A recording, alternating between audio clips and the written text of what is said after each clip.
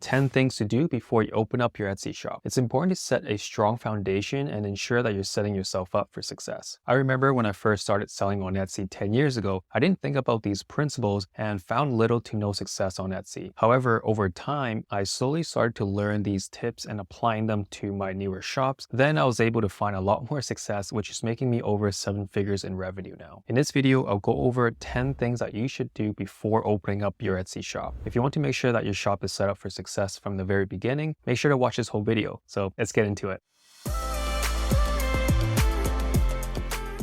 Number 1, figure out your target audience and what you want to sell. Running a successful business, it's important to have a clear understanding of who your target audience is. Are you selling products towards younger consumers or older ones? Are they primarily males or females? Understanding the demographic of your target audience can help determine what kind of products and marketing strategies that can be most effective. Also, knowing exactly what you're selling is just as important as identifying your target audience. Having a clear vision of the types of goods and services you want to offer and how they align with your overall brand messaging. This really helps maintain consistency with your customers, creating loyal and repeat business. Make sure to have a good understanding of both what you're selling and who you're selling it to. Number 2, set up a shop name and banner that represents your brand. When starting on Etsy, one of the first things to come up with is a catchy shop name and banner, and this can be difficult as it needs to accurately represent your brand and products while also being memorable and visually appealing. It's important to take your time and really think about what your brand represents before setting up on a name. It's also helpful to brainstorm potential names and do some researching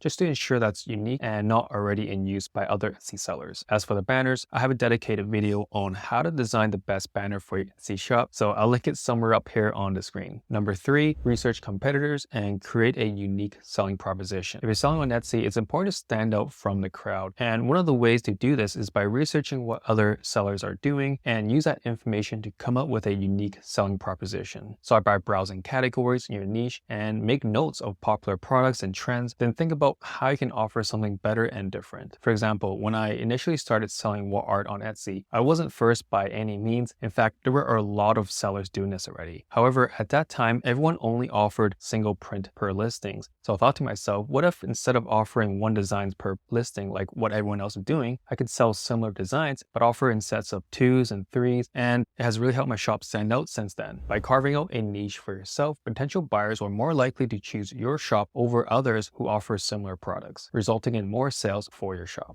Number 4, understanding the importance of SEO. If you want your Etsy shop to be successful, it's essential to understand the importance of SEO, or search engine optimization, and how to use it to your advantage. Basically, this is the process of adding relevant keywords in your shop and listings so that they can rank higher in the Etsy search results. And since most buyers begin their customer's journey through Etsy search, it's important to make sure that your shop is as searchable as possible. There's a number of ways to optimize your Etsy shop for SEO. This includes using relevant keywords in your shop name, titles, and tags. You can categorize your listings in different sections using focused keywords or providing detailed product descriptions, which can also help with SEO. A few tools I like to use for SEO is EverBee, Sales Samurai, and eRank, which I'll link them down in the description. If you're enjoying this video so far, make sure to like and follow my channel for more content like this. I try to release videos every week, helping you build a full-time income and grow your Etsy shop. So make sure to subscribe if you want to learn more. All right, let's continue. Number 5, create a cohesive look for your shop. When setting up your shop, it's important to create a cohesive look. This means that all of your listings have a similar style and overall aesthetic, and this can be achieved by number 1, using the same fonts. Number 2, choosing a color palette and sticking with it. Number 3, choosing a consistent theme and layout for your images throughout your listings. For example, if your products are displayed in a solid color background, you want to make sure that you're using the same background for all of your items and listings. You don't want to have one in a gray background and then another one in a colorful pattern background, for example. By creating a cohesive look for your shop will make it more visually appealing to potential buyers and help it stand out from the rest. It also just makes the shop look a lot more professional. This is one of the biggest mistakes I see a lot of new Etsy sellers make, so make sure to pay attention to this one. All right, number 6, invest in high quality product photos. Investing in high quality product photos is one of the best ways to make sure your listings stand out. By invest, I mean devoting the same amount of time you would investing in your products, and you would do the same for your product photos. For example, let's say you have the best product in in the world, it won't mean anything if you don't present it correctly. Unlike selling products in person in the physical world, where customers can inspect them however they like, they can zoom in, look closer, stand back and feel it to see the actual size, or test the product out in different situations. In the online world, we can't do that, so we have to find ways to represent the same. Quick tip, if you're wondering the best ways to showcase your products, a simple way to spark ideas is to see how other competitors are doing. What are they using for their main image? Are they adding text to the images? Do they have a call to action image at the very end? You can find all these answers by doing just a couple seconds of researching. Another tip is, since most buyers browse through the Etsy on the mobile platform, it's important to make sure your photos are clear and looks good on small screens. 65% of Etsy buyers shop from their mobile phones. So a quick test is to zoom out, squint your eyes, and see if the image is still visible, and if you have text, is that something that you can read from a small screen. All right, so number 7 is write catchy and informative item descriptions. So the next thing we're going to talk about is your item descriptions, and it's one of the most important elements in your listing, and one I see a lot of people overlook. Good item description should be able to answer these 3 things.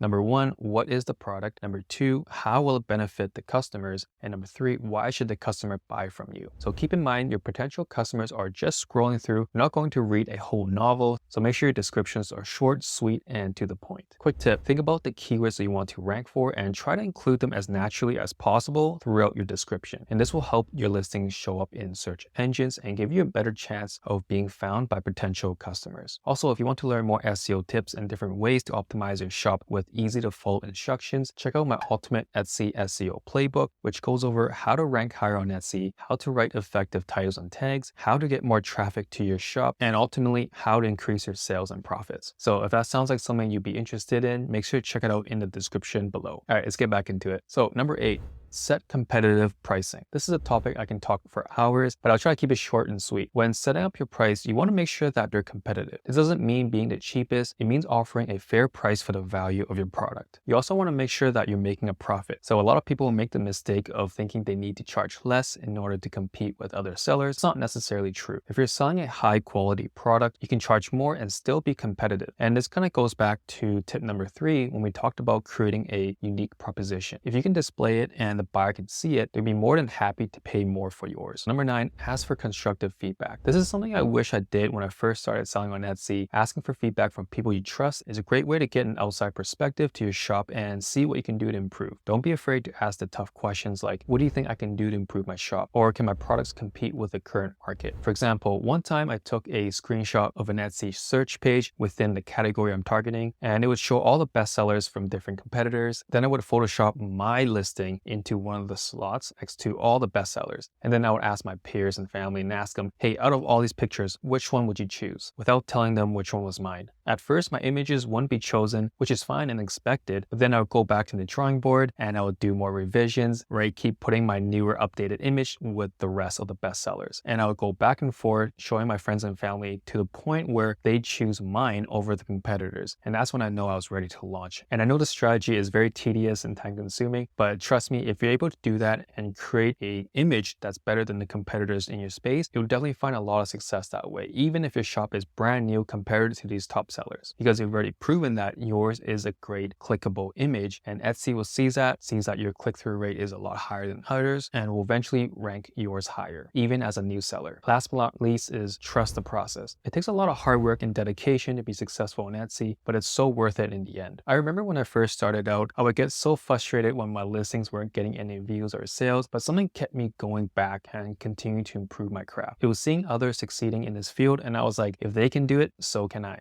If you're feeling discouraged, just remember that even the most successful Etsy shops started exactly where you are now. Creating a successful business takes time and effort, but it's always worth it in the end. And that's it for this video. Thank you for taking time to watch it to the end. If you enjoyed it and are serious about learning how to sell on Etsy, make sure to like and subscribe, and leave me any questions you have in comments below. I'll try my best to answer them for you. Until then, I'll see you in the next video. Take care. Bye.